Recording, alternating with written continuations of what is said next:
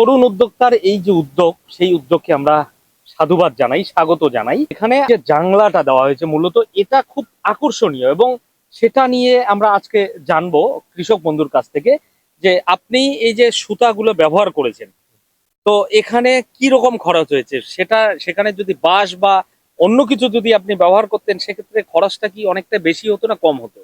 অনেকটাই বেশি হতো। আমি যেটা করছি যে আমার যে পদ্ধতিতে আমি এটা সুতা মোটামুটি প্রায় 1000 থেকে 1500 টাকা সুতা কিনছি এক বিঘাতে? 1 বিঘাতে। আচ্ছা। আর যেগুলা বাঁশের কথা বলছি, এই বাঁশগুলা আমি মোটামুটি 30টা বাঁশ আমার ঝাড় থেকে নিয়ে আসি। আমার বাড়ি দিয়েছিল, 1 বিঘাতে আমার 30টা বাঁশ লাগবে। আমরা জানতে পারলাম যে 1 থেকে 1500 টাকার সুতো দিয়ে এই পুরো জমি, 1 বিঘা জমিতে উনি এই জাংলার ব্যবস্থা করেছেন। অর্থাৎ এখানে যদি জাংলা দিতে একটা সময় কৃষক বন্ধুরা প্রচুর পরিমাণে বাঁশ ব্যবহার করত, এবং সেখানে কিন্তু অনেকটা পরিমাণে খরচটা বেড়ে যেত। আমাদের আসল উদ্দেশ্য হচ্ছে কৃষিকাজ করতে গিয়ে যদি আমরা খরচটা শুরুতে কমাতে পারি, তাহলে আয় আমাদের অনেকাংশেই বেড়ে যাবে। এটা হচ্ছে আমাদের মূল লক্ষ্য। এছাড়া আর কি শর্টকাট টেকনোলজি বা শর্টকাট প্রযুক্তি লাগিয়েছেন, সেটা একটু যদি বলেন। এই যে বাঁশগুলা দেখতে পাচ্ছ, এটা আমি মোটামুটি 30টা বাঁশ নিয়ে আসি। আসার পরে এটা 7 ফিট করে কাটছি। কাটার পরে একটা বাঁশ থেকে আমি 2 পিস, এটা একটা বাঁশকে ফালটা করে 2 পিস নিয়ে নিয়েছি। দিয়ে এটা আমি মোটামুটি 10 ফিট পর পর এই এই দিক থেকে ওই দিক পুরো লাগাই দিছি। দুইটা বাঁশ এক এক জায়গায় করে লাগাই দিছি। তারপরে এই যে উপরে দেখতেছো মেন একটা সুতা, এটাতে আমি মানে গুনা ইউজ করছি। এইদিকে আবার সুতা আছে, এটা হবে আমাদের 4 সুতি যেটা সুতা বলে।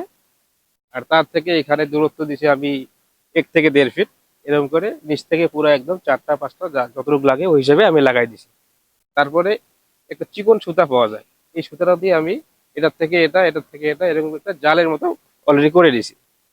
এটা দেওয়ার উদ্দেশ্য হচ্ছে গাছ সুস্থ থাকবে, গাছের গ্রোথ ভালো থাকবে। এটাতে আমার লেবার খরচ খুব কমই লাগে।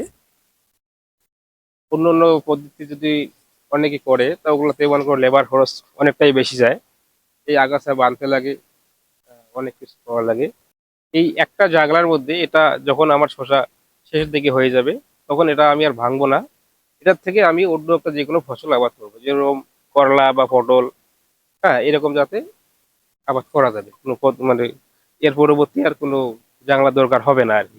আমরা সর্বদাই সফল যে কৃষি উদ্যোক্তা, বিশেষত যারা তরুণ উদ্যোক্তা, এই কৃষিকাজে আমরা সবসময় দেখতে পারি যে যারা হচ্ছে আমাদের বাড়ির বয়োজ্যেষ্ঠ, অর্থাৎ এজেড পার্সন, যারা 40 ঊর্ধ্ব, অর্থাৎ 40 থেকে 50, 60, 65, এই সমস্ত মানুষদের মধ্যে কৃষিকাজের প্রকোপটা বেশি থাকে।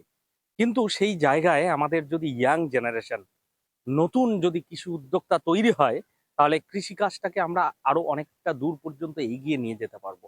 দিন যত পরিবর্তন হচ্ছে, তত আধুনিকতার ছোঁয়া লেগে যাচ্ছে, এবং কৃষিকাজের মধ্যে একটা আমূল পরিবর্তন ঘটছে।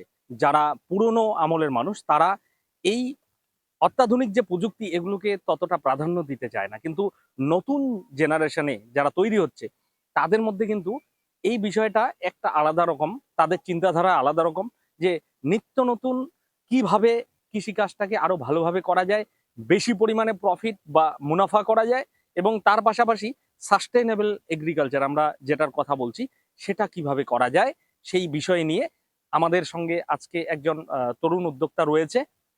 তো আজকে ওনার আমরা পরিচয়, এবং উনি কি কি চাষাবাদ করছেন, কিভাবে করছেন, সেই বিষয়ে বিস্তারিত জানবো।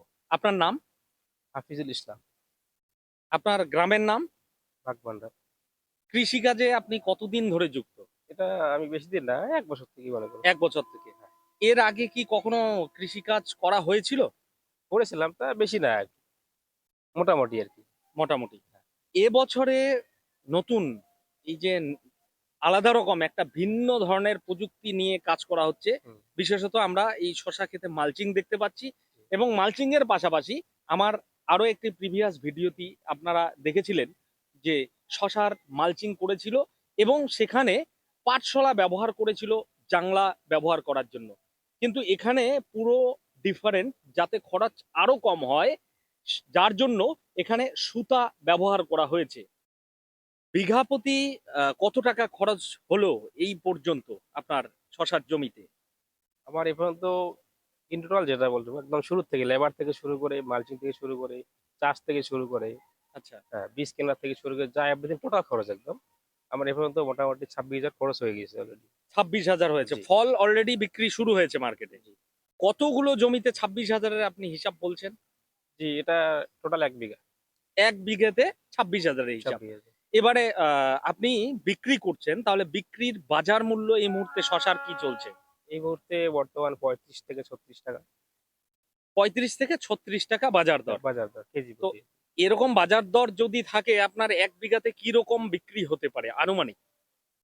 মানে 1.5 থেকে 2 লাখ টাকার মতো। 1.5 থেকে 2 লক্ষ টাকা। যদি বাজারটা এরকম থাকে আরকি। যদি আরো কিছু কমে যায় তাহলে সেই ক্ষেত্রে কিরকম? সেক্ষেত্রে মোটামুটি 1 থেকে 40 এরকম থাকবে। 1 লাখ থেকে 1,40,000। 1,40,000 মতো, হ্যাঁ। শুধু আলু চাষেই যে প্রফিট রয়েছে বা শুধু আলু চাষ করব তা নয়, আরো আমরা ডিফারেন্ট ভিন্ন ধরনের বিভিন্ন কিছু আমরা চাষ করতে পারি। কিন্তু চাষ পদ্ধতি এবং প্রক্রিয়া জানতে হবে। এই চাষ পদ্ধতি নিয়ে কোথাও কি কোনো ট্রেনিং প্রশিক্ষণ দেওয়া হয়েছিল? না, না। আমি এটা আমার নিজের অভিজ্ঞতায় আমি করেছি। অভিজ্ঞতা বলতে এর আগে তো আপনি বললেন যে কোনো চাষাবাদ আপনি না, করতেন না। আমি বিভিন্ন জায়গায় দেখেছিলাম। এবার মোবাইলে অনেক কিছু দেখছি। দেখার পরের থেকে আমি নিজের একটা অভিজ্ঞতা হয়ে গেছে। আচ্ছা, সেটা দেখে আমি অলরেডি করে নিয়েছি আরকি। আমরা জানতে পারলাম কৃষক বন্ধু যেহেতু চাষ করছেন নতুন ভাবে, তাহলে ওনার একটা আগ্রহ বা ইচ্ছা রয়েছে যে আমাকে জানতে হবে। আচ্ছা, এখানে আরেকটা বিষয় নিয়ে আমি জানতে চাচ্ছি, এই যে মালচিং এর আপনি ব্যবহার করছেন, জি। মালচিং এর কি উপকারিতা পাচ্ছেন? মালচিং যেটা হচ্ছে গাছটাকে মানে সুস্থ রাখবে।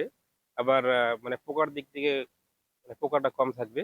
আচ্ছা, আর কি কি গাছের সুবিধা? চেহারা প্রতি অনেক ভালো থাকবে। মালচিং দিয়ে অনেক সুবিধা হয়। যেরকম ঘাস-টাস হয়, যেগুলা ঘাস হবে না আরকি।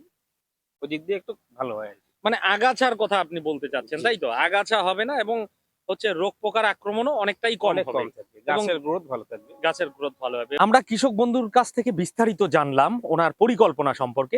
খুব সুন্দর একটি পরিকল্পনা এবং ওনাকে সাধুবাদ অবশ্যই জানাবো যে স্বল্প খরচে এখানে যে জাংলাটি তৈরি করেছেন, এখানে শশা যেহেতু অল্প সময়ের ফসল, শশা হারভেস্ট শেষ হওয়ার কিছুদিন আগেই উনি এখানে করলার বীজ লাগিয়ে দিবেন এবং পরবর্তীতে এই জাংলাটিতেই করলা চাষ হবে। তো এটা জেনে খুব ভালো লাগলো এবং ওনার উদ্যোগকে আমরা অবশ্যই সাধুবাদ জানাবো। আমরা চাই সবসময় সফল কৃষি উদ্যোক্তাদের এই যে সফলতার গল্পগুলো আপনাদের সামনে তুলে নিয়ে আসার জন্য, যাতে আগামী দিনে আরো অন্যান্য কৃষক বন্ধুরা এই সমস্ত শর্টকাট যে টেকনোলজি বা শর্টকাট যে প্রযুক্তি সেগুলোকে কাজে লাগিয়ে যাতে আগামী দিনে কৃষক বন্ধুরা আরো অনেকটা দূর পর্যন্ত এগিয়ে যেতে পারে এবং কৃষির অনেকটা বিস্তার লাভ হতে পারে। যার জন্য এই প্রতিবেদনগুলো প্রতিনিয়ত কৃষক বন্ধুদের কাছ থেকে আপনাদের সামনে তুলে ধরার একটা অনেক বড় প্রয়াস নিয়ে এগিয়ে যাচ্ছি। ধন্যবাদ।